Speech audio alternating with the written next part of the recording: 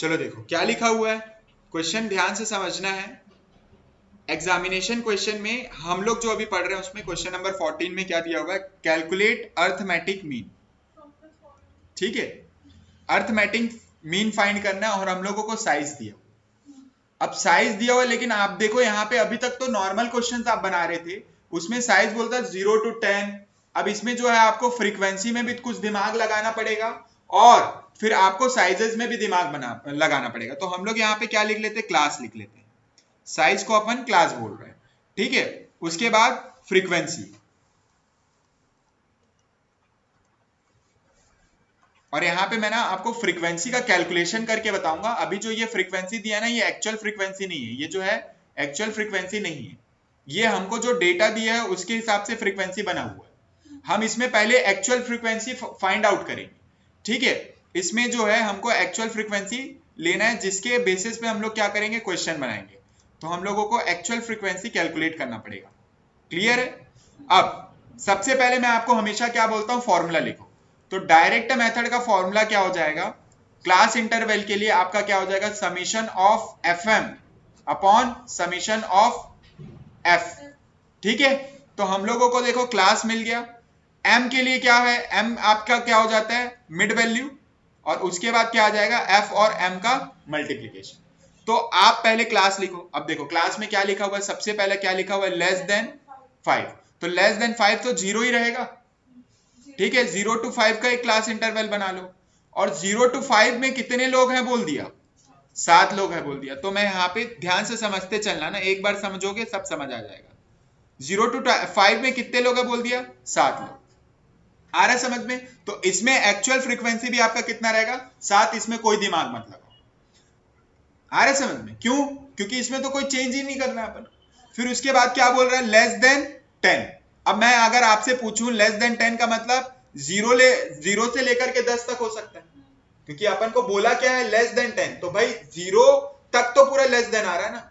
तो अब मैं अगर आपसे क्वेश्चन पूछूं कि आपने जो ये 7 लिया वो किस में ले लिया है, 0 to 5 में ले लिया। तो जब 0 to 5 में आपने 7 लोगों को ले लिया, तो ये 7 भी तो लेस देन वाले में इंक्लूड होंगे।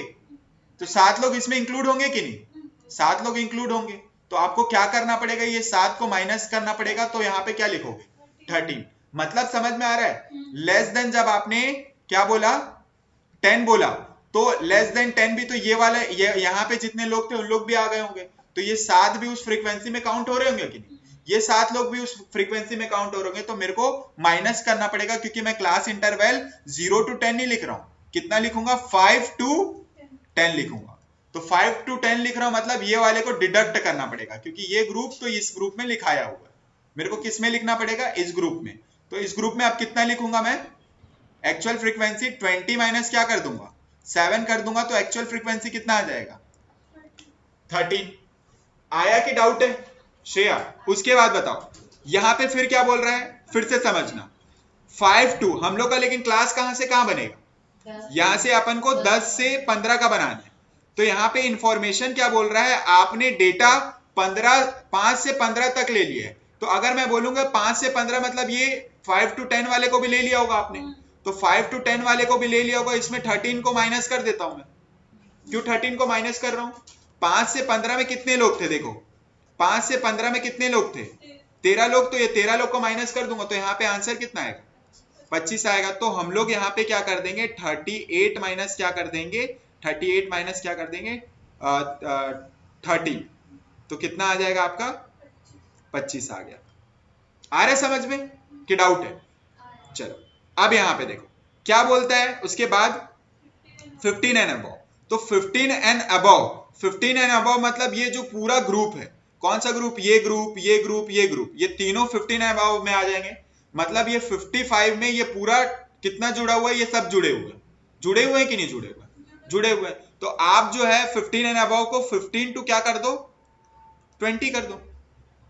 तो मैं क्या बोलूंगा, 55 में आपने क्या जोड़ रखा हुआ है, आपने पूरा, हाँ चलो चलो अब मैं आपको और एक सिंपल वे बताता हूं, ठीक है। चलो ये क्वेश्चन क्या है, 20 to 25। इस ग्रुप को तो पहले से वो फाइंड करके दिया हुआ है। देखो कैसे फाइंड करके दिया हुआ है, इसमें 20 लोग हैं। तो यहाँ पे 20 लोग मैं लिख देता हूं, कोई दिक्कत है?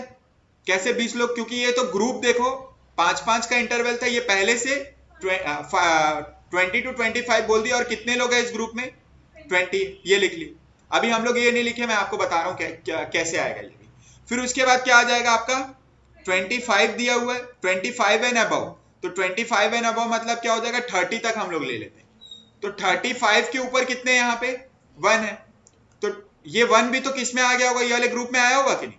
25 एंड अबव में ये 1 भी आ गया होगा, तो हम लोग यहाँ पे क्या लिख देते हैं 5 माइनस 1, यहाँ पे कितना आ जाएगा 4, और 30 के ऊपर कितना आ जाएगा 30 to 35, उसमें कितना लिखोगे आप?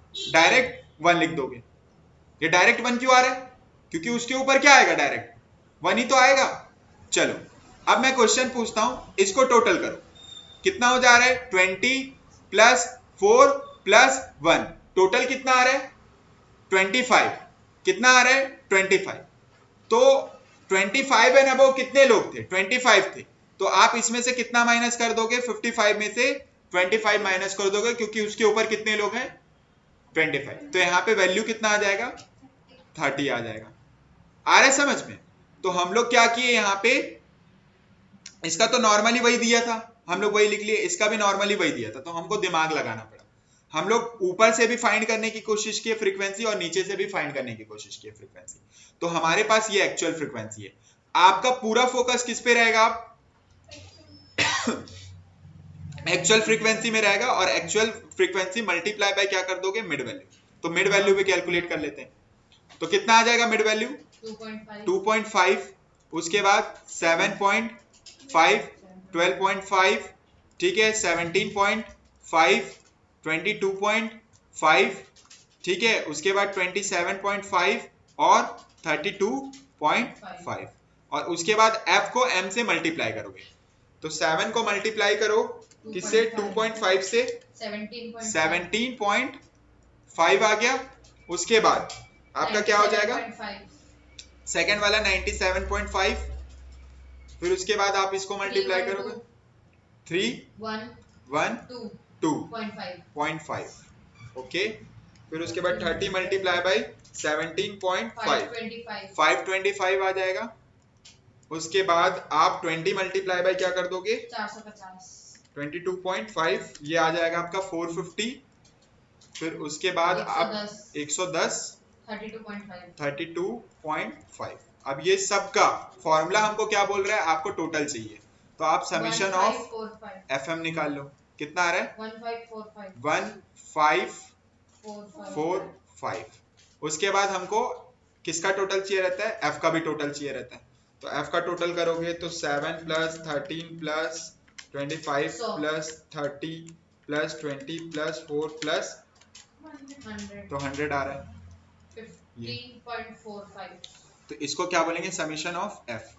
तो ये क्या हो जाएगा आपका? यहाँ पे वैल्यू पुट करेंगे, divided by 100 is equal to कितना आ जाएगा? 15.45। ये आपका क्या आएगा? आंसर आएगा। और ये एग्जामिनेशन क्वेश्चन है, PRSU, ये एग्जाम में पूछ चुका है, ठीक है। तो आप जो है इसको इंपॉर्टेंट क्वेश्चन नोट कर लेना, इस क्वेश्चन को सॉल्व कर लेना, एक बार और ट्राई कर लेना, फ्रीक्वेंसी इसमें जो है आप देख लो, ठीक है।